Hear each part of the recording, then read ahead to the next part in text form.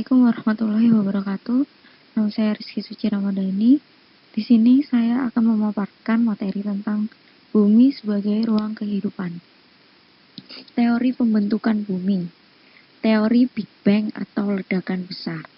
Teori Big Bang menjelaskan bahwa bumi berasal dari puluhan miliar tahun yang lalu, di mana ada gumpalan kabut yang sangat besar berputar pada porosnya. Putaran itu memungkinkan bagian-bagian kecil terlempar, sedangkan bagian besar menjadi satu dan menjadi pusat pembentukan cakram raksasa. Gumpalan raksasa itu meledak dan membentuk galaksi dan nebula-nebula.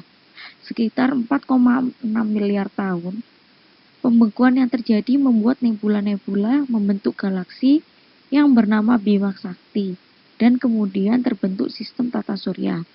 Bagian ringan yang terlempar membentuk gumpalan-gumpalan yang memadat, dan gumpalan itu membentuk planet-planet. Teori kabut atau nebula. Pada teori ini dikatakan bahwa di dalam jagat raya terdapat gas yang berkumpul menjadi kabut atau nebula, di mana gaya tarik-menarik antara gas yang kemudian membentuk kumpulan kabut yang sangat besar serta berputar semakin cepat. Pada proses perputaran yang sangat cepat ini, materi kabut di bagian khatulistiwa terlempar dan terpisah serta memadat yang diakibatkan karena adanya pendinginan. Teori planetesimal.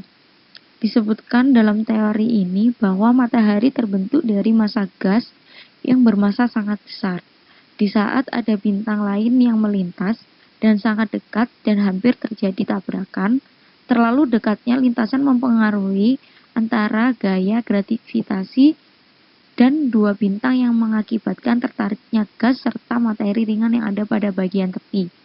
Pengaruh gaya gravitasi menyebabkan materi terlempar dan meninggalkan permukaan matahari serta permukaan bintang. Materi yang terlempar menyusut serta membuat gumpalan planetesimal. Kemudian planetesimal dingin dan memadat yang membentuk planet yang mengitari matahari. Teori pasang surut. Dijelaskan pada teori ini bahwa bintang besar yang mendekati matahari dengan jarak pendek yang pada akhirnya membuat pasang surut pada badan matahari pada saat matahari dalam keadaan gas. Penyebab terjadinya pasang surut air laut adalah massa bulan serta jauhnya jarak antara bulan ke bumi 60 kali radius orbit di bumi. Namun, jika bintang yang massanya mendekati massa besarnya dengan matahari mendekat, lalu akan membentuk semacam gunung gelombang pada badan matahari yang terjadi karena gaya tarik bintang. Gunung-gunung tadi akan menjadi tinggi yang sangat luar biasa, kemudian terbentuk semacam lidah pijar yang sangat besar yang menjulur oleh massa matahari dan mengarah ke arah bintang besar. Lambat laun, kolom-kolom ini akan pecah dan kemudian akan menjadi benda tersendiri. Dalam lidah yang panas, terjadi perempatan gas-gas dan akhirnya kolom-kolom ini akan pecah, lalu berpisah menjadi benda-benda yang tersendiri, yaitu berupa planet-planet. Bintang besar yang menyebabkan penarikan pada bagian-bagian tubuh matahari melanjutkan perjalanan di jagat raya, sehingga lambat laun akan hilang pengaruhnya terhadap planet yang berbentuk tadi. Planet-planet akan mengelilingi matahari, namun ketika mengelilingi planet-planet yang besar, proses pendinginannya akan lambat, sedangkan pada planet-planet kecil akan berjalan lebih cepat. Teori bintang kembar. Teori ini menerangkan bahwa galaksi berawal dari kombinasi bintang kembar, di mana satu dari bintang itu meledak, membuat banyak material yang terlempar, sedangkan bintang yang tidak meledak itu disebut matahari, dan bintang yang meledak itu menjadi planet-planet yang mengelilingi matahari.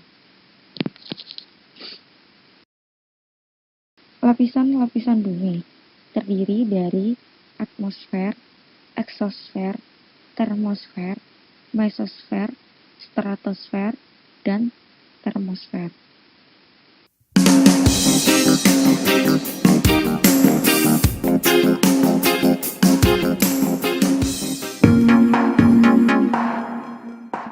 Bumi mengalami dua gerakan, yaitu gerakan rotasi dan gerakan revolusi. Rotasi bumi adalah gerakan bumi berputar pada porosnya.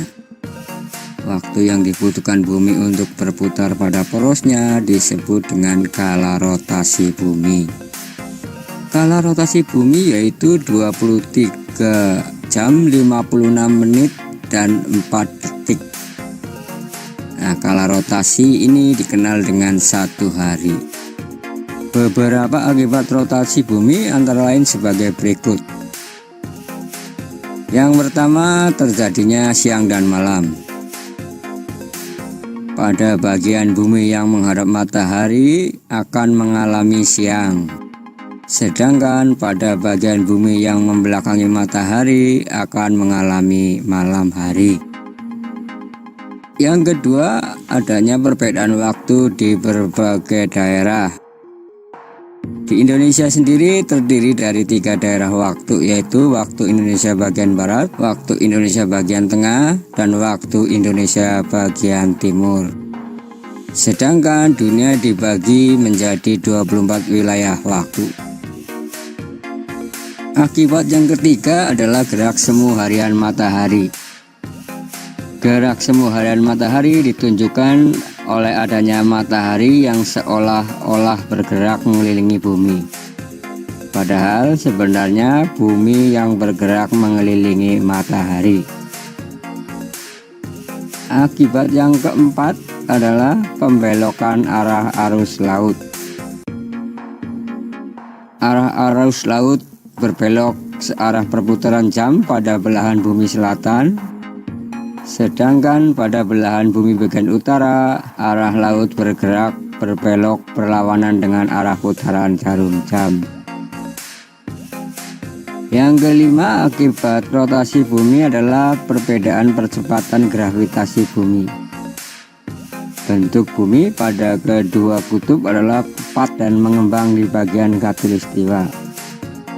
Kondisi ini mengakibatkan percepatan gravitasi di daerah kutub yang lebih besar jika dibandingkan dengan di daerah khatulistiwa. Gerakan bumi yang kedua adalah revolusi. Revolusi bumi adalah gerakan bumi mengelilingi matahari sesuai garis edarnya. Waktu yang dibutuhkan bumi untuk mengelilingi matahari disebut kala revolusi. Kala revolusi bumi yaitu 365/4 hari. Biasanya dalam 1 tahun digenapkan menjadi 365 hari. Nah, kemudian sisanya ini dibulatkan atau dikumpulkan dalam 1 tahun yang dikenal dengan tahun kabisat. Sehingga pada tahun kabisat jumlah hari pada bulan Februari adalah 29 hari. Beberapa akibat revolusi bumi antara lain sebagai berikut. Yang pertama, adanya perbedaan lama waktu siang dan malam. Di Indonesia, waktu siang dan malam hampir sama. Hal ini dikarenakan Indonesia terletak di daerah khatulistiwa.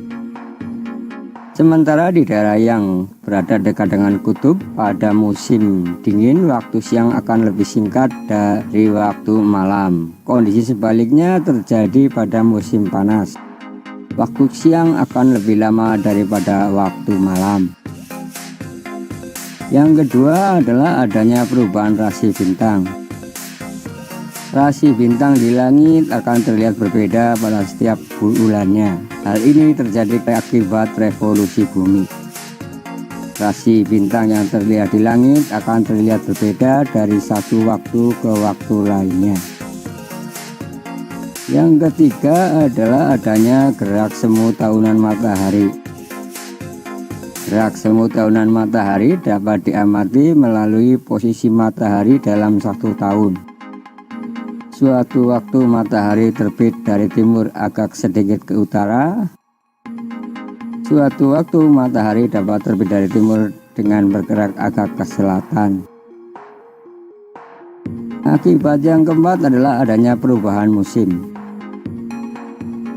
Indonesia terletak di daerah khatulistiwa sehingga hanya mempunyai 2 musim, yaitu musim kemarau dan musim hujan. Beberapa negara yang terletak dekat dengan kutub bumi, baik kutub utara maupun kutub selatan, memiliki 4 musim. Keempat musim tersebut adalah musim dingin, musim semi, musim gugur, dan musim panas.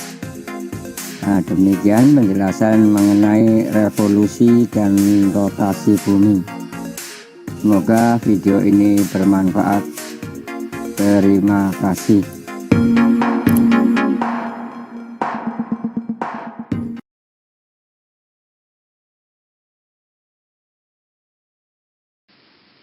Sekian materi yang dapat saya sampaikan. Kurang lebihnya saya mohon maaf yang sebesar-besarnya. Wassalamualaikum warahmatullahi wabarakatuh.